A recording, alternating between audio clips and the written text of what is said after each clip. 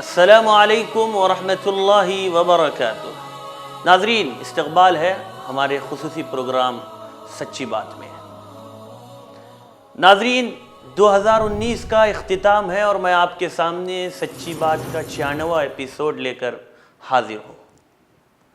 جی ہاں، ایک حقیقت ہے کہ برق رفتاری کے اس دور میں وقت کی برکت ختم ہوتی جا رہی ہے اور سالوں کے ختم ہونے میں دیر نہیں لگتی۔ 2019 کل ہی کی بات معلوم ہو رہی ہے۔ اگرچہ الگ بات ہے کہ ہمارے اسلامی سال کا آغاز محرم الحرام کے مبارک مہینے سے ہوتا ہے۔ ناظرین، آگے بڑھنے سے پہلے آپ سے گزارش کروں گا کہ جن لوگوں نے ابھی تک ہمارے یوٹیوب چینل فکر و خبر ٹی وی کو سبسکرائب نہیں کیا ہے، وہ برائے کرم سبسکرائب کر لے اور لیٹسٹ اپڈیٹ کے لیے بیل آئیکن پر کلک بھی کریں۔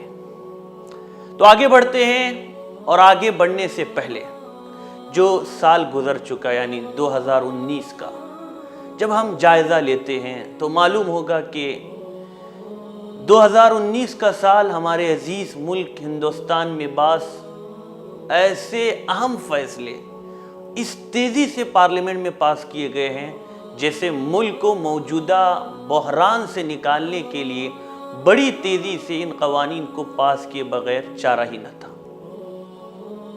جی ہاں، یہ وہی سال ہے جس میں کشمیر جیسی جنت نگری کی تاریخ میں اہم تبدیلی واقع ہوئی۔ طلاق ثلاثہ بل پاس کیا گیا۔ 500 سالہ قدیم تاریخی مسجد بابری مسجد کا فیصلہ عوام کے جذبات کو سامنے رکھ کر کیا گیا۔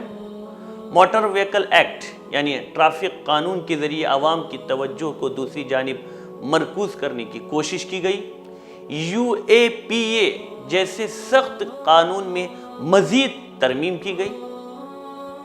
یہ وہ تمام قانون ہیں جو اس سال گزشتہ سال کے پارلیمنٹ میں پاس کرائے گئے، اور پھر سال کے اختتام سے پہلے ہی ایسے قانون کو لانے کی بات کہی گئی جس سے اس ملک میں رہنے والے لاکھوں لوگوں کی شہریت ہی مشکوک قرار دی جائے۔ ناظرین، سال کے اختتام اور 2020 کی آمد پر ایک جانب لوگوں نے خوشیاں منائی تو دوسری طرف یوپی کے باشندگان نے پولیس کی پرتشدد کارروائیوں کو برداشت کر کے سال نو کا آغاز کیا ہے۔ اس سلسلے میں وہاں کے متعدد شہروں سے آنے والی خبریں پریشان کن ہیں، اور ان خبروں میں پولیس تشدد کی جو تصویر سامنے آئی ہے وہ بھی انتہائی تکلیف دہ۔ رسا نیوز ایجنسی کی رپورٹ کے مطابق مظفر نگر، میرٹھ، کانپور، لکھنؤ اور بجنور میں پولیس اور سنگی دہشت گردوں کی دل دہلا دینے والی داستانیں پڑھ کر، سن کر اور دیکھ کر کوئی بھی بآسانی یہ اندازہ لگا سکتا ہے کہ یہ سب اچانک نہیں ہوا، بلکہ طویل عرصے سے اس کی تیاری کی جا رہی تھی، بس موقع کا انتظار تھا۔ مظفر نگر میں واقع شیعہ مسلمانوں کے مدرسے میں زیر تعلیم طلبہ کا کہنا ہے کہ ملک میں جیسے ہی CAA اور NRC کے خلاف مظاہرے شروع ہوئے، پولیس کے لباس میں ایک شخص تحقیقات کے بہانے مدرسے پہنچا اور اس نے وہاں نصب CCTV کیمروں کی لوکیشن لی اور پرنسپل کے بارے میں اطلاع جمع کی۔ اس کے بعد جمعے کو درجنوں پولیس اہلکاروں نے مدرسے میں گھس کر طلبہ کو بے رحمی سے مارا، پیٹا اور محتمم صاحب سمیت درجنوں طلبہ کو حراست میں لے لیا۔ محتمم صاحب کو جب پولیس نے رہا کیا تو ان کے ہاتھوں اور پیروں میں کئی جگہ فریکچر تھے، اور یہی حال مدرسے سے حراست میں لیے گئے درجن سے زائد چھوٹے طلبہ کا بھی رہا۔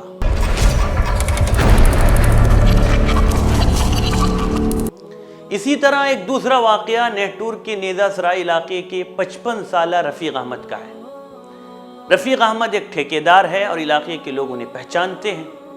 20 دسمبر کو مسجد سے باہر آنے کے بعد پولیس نے کہا کہ آپ لوگوں سے اپیل کریں۔ پولیس کے کہنے پر رفیق نے انہی کے لاؤڈ اسپیکر سے امن برقرار رکھنے اور گھر جانے کی اپیل کی، جبکہ ان کے مطابق اس کی ضرورت نہیں تھی کیونکہ یہاں 100 افراد بھی جمع نہیں تھے۔ رفیق احمد نے دیکھا کہ بہت سے لوگ سادہ لباس میں کھڑے ہیں۔ جب انہوں نے پولیس سے پوچھا تو جواب نہیں ملا، اور جب وہ واپس جانے لگے تو انہوں نے آنسو گیس کے گولے کی آواز سنی اور لاٹھیاں پھر ان کے سر سے ٹکرانی شروع ہو گئی، جبکہ ان کا خود کہنا ہے کہ کوئی پتھر نہیں پھینکا گیا تھا، اس کے باوجود پولیس نے لاٹھی چارج کیا۔ یہ اور اس طرح کی دسیوں بربریت کی ویڈیوز واٹس ایپ میں کافی گشت کر رہی ہیں۔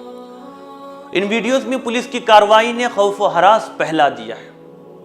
یو پی پولیس کے سربراہ او پی سنگھ نے کہا کہ پولیس نے کوئی گولی نہیں چلائی تھی، جبکہ میڈیا میں گولی سے ہلاک ہونے والے افراد کی تعداد کہیں 15 بتائی جا رہی ہے تو کہیں 18 تک بتائی گئی ہے۔ جبکہ غور کیا جائے تو انہوں نے احتجاج کیا تھا، ایک قانون کے خلاف جو ان کو غلط لگا اس کے خلاف انہوں نے آواز بلند کی۔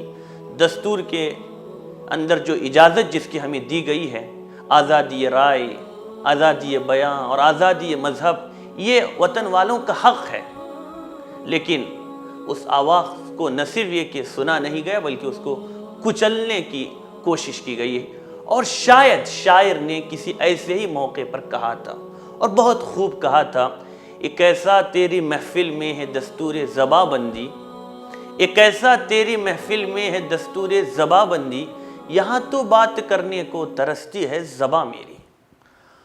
اور دلچسپ بات تو یہ ہے کہ غیر بی جے پی والے صوبے تشدد سے دور رہے اور وہاں کے لوگ پرامن طریقے سے احتجاج کرتے رہے ہیں۔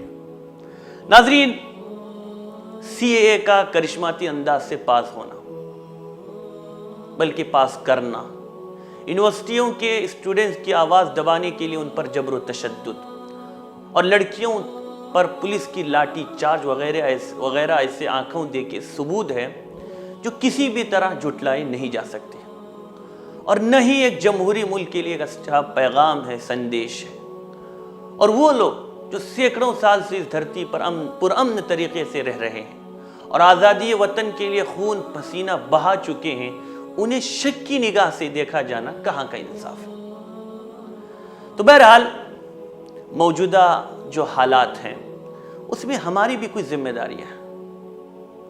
ہم لوگوں نے جو کچھ کیا اب تک بہت ٹھیک کیا، لیکن اس وقت ہماری ذمہ داری یہ ہے کہ ہم اپنے سیاسی شعور کا جائزہ لیتے ہوئے سیاسی سوجھ بوجھ کا مکمل ثبوت پیش کریں، اور اب ایسی کوئی غلطی نہ کرے جو ہم سے ماضی میں سرزد ہوئی ہے۔ حلقہ بندی، مفاد پرستی اور نزاع باہمی آپسی لڑائی جھگڑے سے اوپر اٹھ کر سوچنے کی فکر کریں۔ بلا شبہ موجودہ ملکی حالات میں مسلمانوں کی اجتماعیت نے ثابت کر دیا ہے کہ وہ نقطہ اتحاد پر جمع ہے، مگر ضرورت ہے کہ جب خطرات کے بادل چھڑ جائیں اس وقت بھی ہم اسی نقطہ اتحاد پر جمع رہیں، اپنے فرض منصبی کی ادائیگی سے غافل نہ ہو اور برابر اس غلط قانون کے خلاف اپنے احتجاج کو جاری بھی رکھیں۔ آخر میں شاعر کی زبانی اسی امید کے ساتھ آپ سے اجازت چاہوں گا کہ خدا کرے کہ میرے ایک بھی ہم وطن کے لیے، خدا کرے کہ میرے ایک بھی ہم وطن کے لیے حیات جرم نہ ہو، زندگی وبال نہ ہو۔ ناظرین اجازت دیں، السلام علیکم ورحمۃ اللہ وبرکاتہ۔